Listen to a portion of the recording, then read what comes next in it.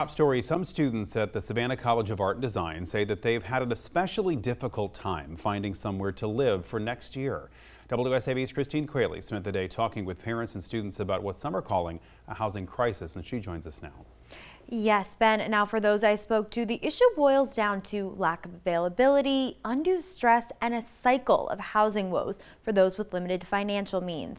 Students have even created a social media campaign asking the university to address their concerns. SCAD says they're doing everything they can right now.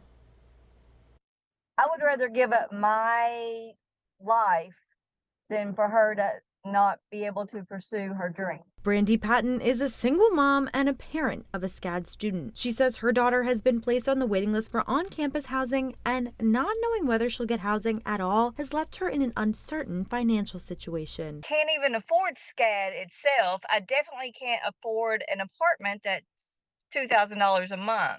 According to the university's website, it cost upwards of $50,000, close to $60,000 for tuition, on-campus housing, and a meal plan at SCAD for full-time students. To help with costs, many students are on scholarship, one they say they lose 30% of if they choose to live off campus. So it's like this cycle that traps people from moving off that just can't. So in order to honestly just stay at the school, I have to do on-campus housing. However, some believe they may not have another choice. Originally, they knew their spot on the wait list. I think roughly it's 400 for some of them. Originally, you could know your spot on the wait list, but then they removed that, so now you don't know what your spot is on the wait list.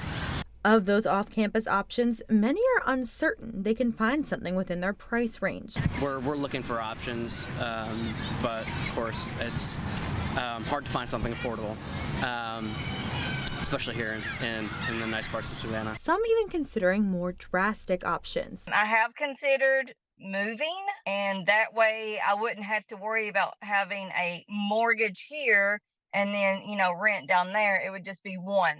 Those I spoke with all shared one sentiment, pointing to an increasing number of admitted freshmen as a possible cause of the shortage. So they're accepting just way too many students, and it's frustrating because they're not taking care of the students that they do have. In a statement, SCAD told me, quote, SCAD leadership is working around the clock to address the individual needs and concerns of the students and parents. And the university's goal is to provide housing for all the students on the wait list. They also say students who chose to opt out of the housing wait list will receive a full refund for their $750 housing deposit. And now students who stay on the wait list for housing could very well move up and be offered housing by the time their new quarter starts in September. But until then, they'll either be left to wait it out or find other options. Christine Quayle, WSAV News 3, on your side.